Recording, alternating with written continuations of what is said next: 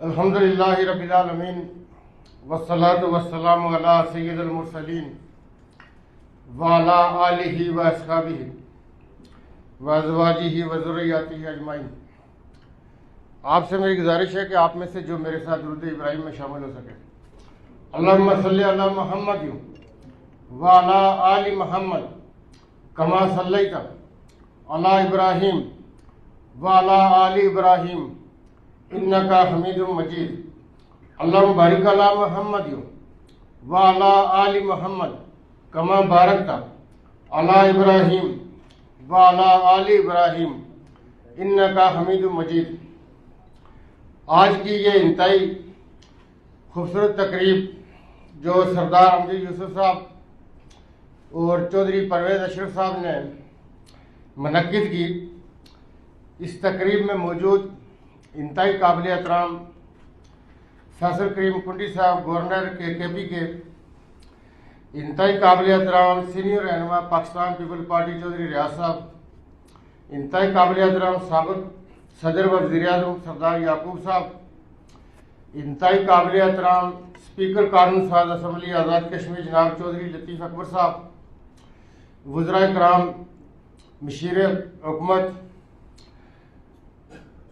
और जितने भी पाकिस्तान पीपल्स पार्टी के यहाँ पे ओहदेदारान, टिकट होल्डर्स और पाकिस्तान पीपल्स पार्टी में हमारे साथ इस नए काफिले में जो इस वक्त शामिल हुए चौधरी अलीशान सोनी साहब, चौधरी रफ़ीक नैयर साहब, जावेद भट्ट साहब, अहमद सगीर साहब और जितने आप ख़वातीन हज़रात यहाँ पे मौजूद हैं, आप सबकी खिदमत में अस्सलाम वालेकुम।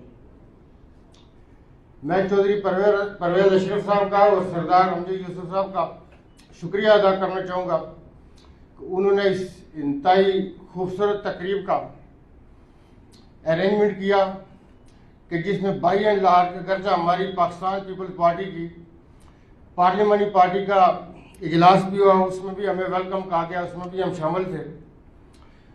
और मैंने ये देखा कि जो हमारे लिए बड़ी तस्कीन का बाइस है, क्योंकि बहुत सारे काम ऐसे होते हैं कि जो ना तो कैमरे उसको देख सकता है, ना कोई और नज़र उसको देखती है। वो एक बड़ी रियाजत होती है, बड़ी जदोजहद होती है। मैं चूँकि ब्लंट अंदाज में बात करने का आदी हूँ, हमेशा ये कहता हूँ कि जो बात करते हैं सच कहते हैं, लेकिन आपको ऐसे मोड़ के ऊपर आप होते हैं कि क्या डिसीजन किया जाए, कैसे किया जाए। मैं ये कहता हूँ कि खमीर और मिजाज हमारा पीपल्स पार्टी वाला था, क्योंकि उसमें मुनाफिकत नहीं थी। मुनाफिकत मुझसे नहीं होती, साजिश नहीं हो सकती, जो चीज़ करते हैं सामने से करते हैं। लेकिन चौधरी रियाज साहब को मैं इसका क्रेडिट दूंगा कि जिस सब्र और पेशेंस और जिस वो रियाजत के साथ, जिस जदोजहद के साथ उन्होंने हमें घेरे रखा, तो हमारा खमीर वापस उधर ही लौटा। वो कहते हैं कि वहीं पे गया जहाँ का खमीर था। तो कोई ऐसा दकीका फरोगाश नहीं किया चौधरी लतीफ़ अकबर साहब ने कि हमें कुछ और सोचने समझने ये समझने का मौका मिलता कि हमें ये फैसला करना पड़ा। और मैं ये समझता हूँ कि पाकिस्तान पीपल्स पार्टी ये एक फैमिली है, ये घर है और हम अपने घर के साथ वापस जुड़े हैं।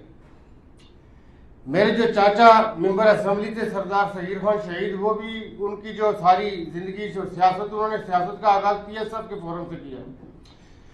हम कल परसों भी बात कर रहे थे, आपके PSF PAYO के पुराने लोगों में यहाँ पे सरदार अमजद यूसुफ साहब हैं या सरदार आबुद हुसैन आबुद साहब हैं, तो इनके कोलीग्स में से थे सरदार सगीर साहब।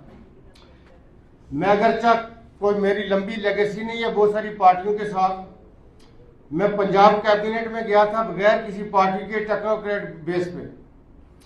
वहां से जब ये डिसीजन हुआ पाकिस्तान में कि मुझे आज़ाद कश्मीर में भेजा जाए, तो उस वक्त मुझे पाकिस्तान तहरीक-ए-इंसाफ ज्वाइन करनी पड़ी। लेकिन जब हमने पाकिस्तान तहरीक-ए-इंसाफ ज्वाइन की तो मैंने कहा कि मैं इससे पहले कभी किसी पॉलिटिकल पार्टी के साथ नहीं रहा, लेकिन फिर हमने पूरे दिल जान के साथ उस पार्टी के साथ जब तक रहे, हमने पूरे खुलूस के साथ काम किया। लेकिन ये इस वजह से नहीं कि मैं पाकिस्तान पीपल्स पार्टी के काफिले का हिस्सा हूँ। ये वो जमात जो शहीद जुल्फ़िकार अली भुट्टो ने बनाई, उन हालात में बनाई कि मुल्क के अंदर 11 साल ऐसा दौर था कि जिसमें तमाम का तमाम आप देखें कि जो 62 का आइन है, तमाम की तमाम पावर जो थी वो उसका इर्तिकाज एक शख्सियत के पास हो जाता है। अगरचे 62 में बेसिक डेमोक्रेसी के नाम पे हमारे मुल्क में बलदियाती इलेक्शन करवाए गए, लेकिन जो 62 का आइन था, हमारे मुल्क के जो 2 यूनिट थे उनके दरमियान जो इज्तिराब और परेशानी और दूरियां थी उसको ख़त्म नहीं कर सका। फिर शिमला अकार्ड हो, कश्मीर के हवाले से मौक़िफ़ हो, या 65 की जंग में हमारी बहादुर अफवाज ने जो इलाके फतह किए थे उनको वापस हिंदुस्तान के हवाले करने के हवाले से तो शहीद जुल्फ़िकार अली भुट्टो ने एक मौक़िफ़ अडॉप्ट किया, उस मौक़िफ़ को अपनाया और उस मौक़िफ़ को फिर कौम के सामने रखा। ये पाकिस्तान पीपल्स पार्टी का ही ये मैं समझता हूँ कि एजाज़ है जो दूसरी किसी पार्टी के हिस्से में नहीं आया कि एक कंसेंसस वाला 73 का आइन जिसके ऊपर सब के सब लोगों का इत्तेफाक था, 73 का आइन दिया गया मुल्क को। और फिर 71 की जंग के बाद जो हमारे मुल्क के अंदर मायूसी के बादल थे, लोग मायूस थे, मुल्क का एक बड़ा हिस्सा हमसे कट चुका था। कहने को लोग कहते हैं कि गैर नेचुरल था, वो हमसे बड़ा दूर था। इतना ही गैर नेचुरल था तो फिर 23-24 साल हमारे साथ कैसे रहा था।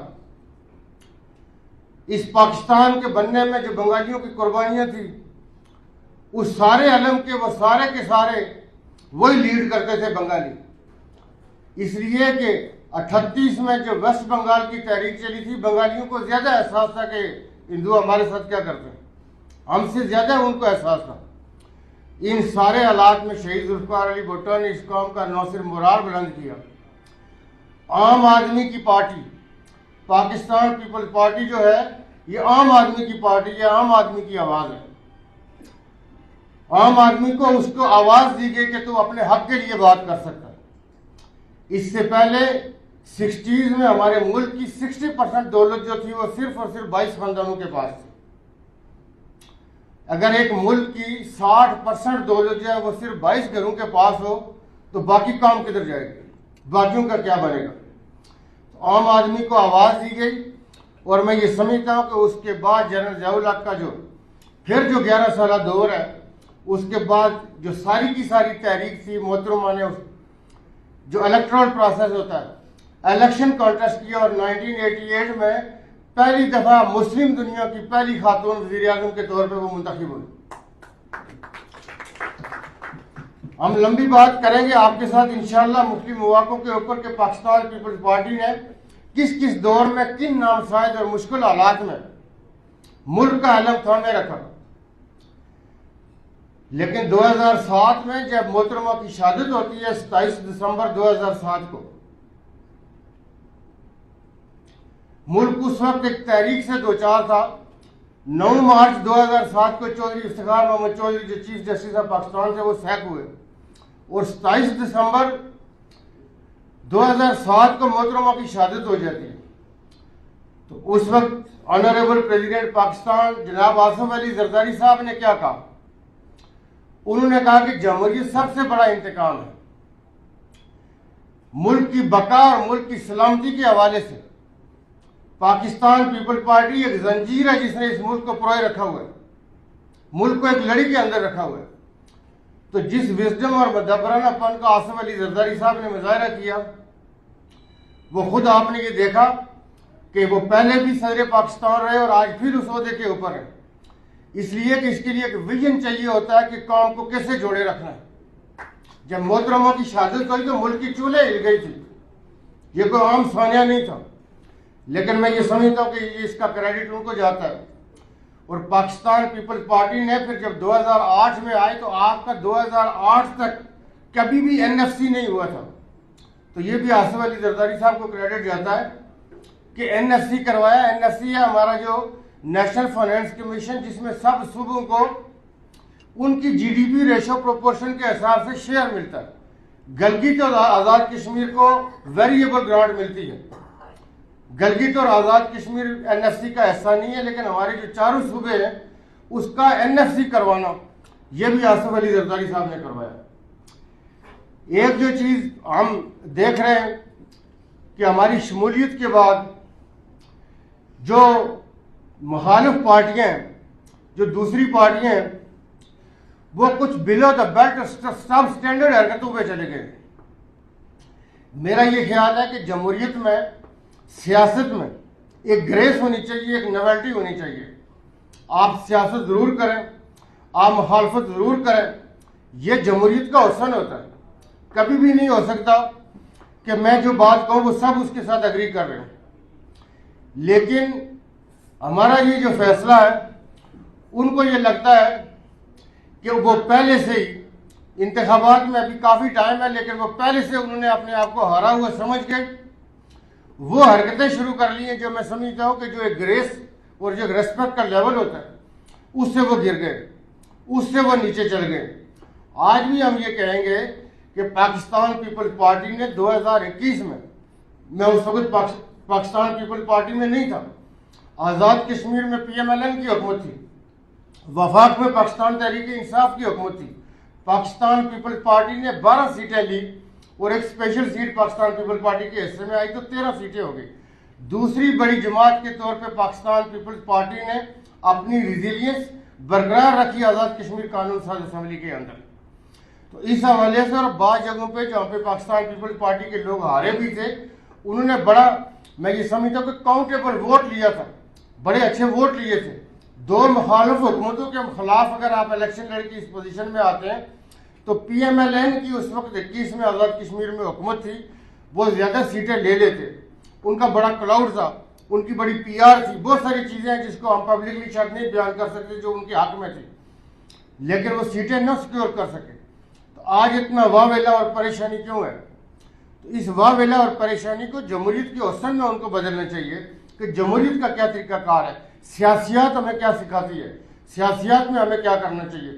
तो उन रवायात को, इलेक्शन से पहले ये कहना कि आज़ाद कश्मीर में फॉर्म 47 लगेगा, पाकिस्तान मुस्लिम लीग नवाज, उनके जो भी कायदीन है, उनको ये बात ध्यान में रखनी चाहिए कि आज़ाद कश्मीर एक हसास खिता है और हिंदुस्तान एक कड़ी नज़र रखता है आज़ाद कश्मीर के ऊपर। अगर आप पहले से अपने कौमी इदारों को, आप उनको इसका फरीक बना लेंगे, आप ऐसी चीज़ें ले आएंगे कि जी आज़ाद कश्मीर के अंदर भी फॉर्म 47 लगता है, आज़ाद कश्मीर में गैर जनबदार इलेक्शन नहीं होते, आज़ाद कश्मीर के अंदर इलेक्शन थोपे जाते हैं, तो आप अपने कौमी इदारों का निशाना बना रहे हैं, आप अपने इलेक्शन की सिस्टम का निशाना बनाने जा रहे हैं। मैंने जब 32 साल बाद आज़ाद कश्मीर में बल्दियाती इलेक्शन करवाए तो मैंने ये कहा कि पाकिस्तान का शमला ऊंचा हुआ है, पाकिस्तान का वकार बड़ा है, इसलिए कि हमारे वफाक ने कभी आज़ाद कश्मीर में इलेक्शन कराने से नहीं रोका था। इलेक्शन आज़ाद कश्मीर की लीडरशिप नहीं करवाती थी, लेकिन हिंदुस्तान ये ताना देता था कि अगर पाकिस्तान को इतना जोम है तो वो आज़ाद कश्मीर में बल्दियाती इलेक्शन करवा के दिखाए, ग्रास रूट लेवल पे पता चल जाएगा। हमने बल्दियाती इलेक्शन करवाए, तारीख के पुरअमन तरीन इलेक्शन थे, एक चाकू नहीं चला पूरी आज़ाद कश्मीर के अंदर, किसी जगह पे कोई झगड़ा नहीं हुआ। तो आज अगर आप फॉर्म 47 की बात करके आप इलेक्शन के सारे सिस्टम को दागदार पहले से कर रहे हैं, फिर आप उसके ऊपर ये कह रहे हैं कि जी हम 12 सीटें इंतजामिया को कहेंगे, हम DC को बताएंगे, हम SP को बताएंगे, कमिश्नर को बताएंगे कि ये नून लीग का कैंडिडेट है, इसके कागजात पहले से हमने तैयार किए हुए। तो हमारा जो दुनिया के सामने कश्मीर के हवाले से मौक़िफ़ है, हम अक़वाम आलम में ये कहते हैं कि आओ, पाकिस्तान बड़ा डटाई के साथ, बड़े वकार के साथ, ग्रेस के साथ कहता है कि कश्मीर में और रायशुमारी कराते हैं, प्लेबिसिट होना चाहिए, कश्मीरियों से पूछा जाए कि वो कैसे जीना चाहते हैं। तो आप ये कह रहे हैं कि आज़ाद कश्मीर के अंदर रिगिंग होगी, हम ये करेंगे, हम जिस पार्टी को जितवाना चाहें, तो आप पाकिस्तान के सारे वकार और मौक़िफ़ को दागदार कर रहे हैं।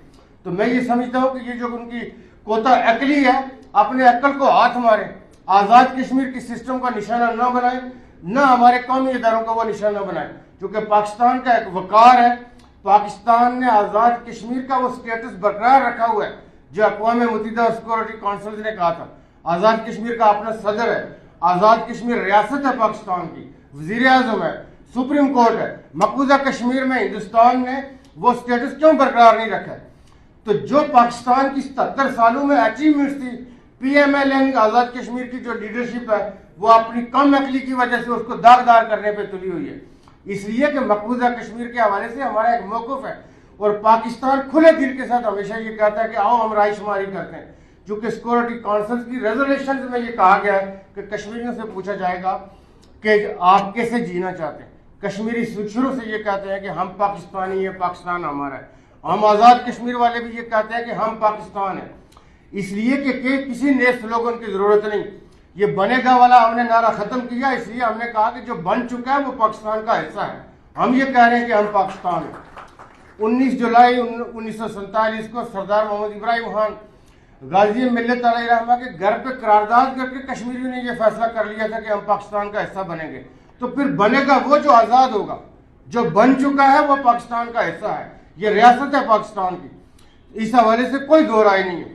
लेकिन एक बात ये याद रखें कि जो उनकी तकलीफें हैं, जो उनके पेट में मरोड़ है, इस मरोड़ का कोई और मदावा नहीं, इसलिए कि हमारी जो स्ट्रेंथ है, बड़े बोल सिर्फ और सिर्फ अल्लाह की ज़ात को जज सकते हैं। हम कोई बड़ा बोल नहीं बोलते। ये कोराम और ये तूफान और ये धुआं इसलिए उठ रहा है कि उनको स्ट्रेंथ पता है कि पाकिस्तान पीपल पार्टी आइंदा हुकूमत बनाने जाएगी और एक बड़ी मेजॉरिटी के साथ पाकिस्तान पीपल पार्टी जीतेगी। PMLN की जो मैं ये समझता हूँ कि जो लीडरशिप इस वक्त वहाँ पे है, उनके बस की बात नहीं है कि वह पाकिस्तान पीपल पार्टी का मुकाबला कर सकें। मैं पाकिस्तान पीपल पार्टी के आप जितने कायदीन यहाँ पे आप बैठे हैं, जितने टिकट होल्डर, जितने आप अहदेदारान बैठे हैं, मैं आपका इंतहाई दिल से मशकूर हूँ और आपको सलूट भी करता हूँ आपके जज्बे को कि आपने जिस तरह हमें बाई एंड लार्ज आपने वेलकम कहा। ये हमारी ताकत है, ये हमारी स्ट्रेंथ है कि हम एक फैमिली हैं, हम आगे बढ़ेंगे। क्योंकि मैं जिससे इससे पहले आप लोगों से कोई ढकी छुपी बात नहीं, जो सियासी लोग होते हैं बड़ी काबी निगाह रखते हैं, मुझे पाकिस्तान तहरीके इंसाफ में धड़ेबंदियाँ भी फेस करनी पड़ी, ग्रुपबंदियाँ भी फेस करनी पड़ी, लेकिन उसके बावजूद हम उसका डंडा हर जगह पर पहुँचाने में कामयाब हो गए थे। तो जहाँ पे मुझे इतनी ताकत मिली है आप लोगों की तरफ से, जो आपका प्यार मिला है, जिस तरह वेलकम कर रहे हैं, तो आप इससे अंदाजा लगा सकेंगे कि मैं इंशाल्लाह पाकिस्तान पीपल पार्टी के लिए आज़ाद कश्मीर में क्या करूँगा। न सिर्फ आज़ाद कश्मीर में, हम इंशाल्लाह हमारे भाई बैठे हैं गवर्नर KP के साथ, इनके साथ पंजाब में भी हम इंशाल्लाह कोशिश करेंगे कि यहाँ पे भी हम अपना रोल करें। अपने आप को आज़ाद कश्मीर तक महदूद नहीं करेंगे। आज़ाद कश्मीर में जो पाकिस्तान पीपल पार्टी का एलम है, वो इंशाल्लाह हर आने होने वाले दिन के साथ सरबुलंद से सरबुलंद होता जाएगा। मैं आप सबका बहुत शुक्रिया अदा करता हूँ। बहुत शुक्रिया।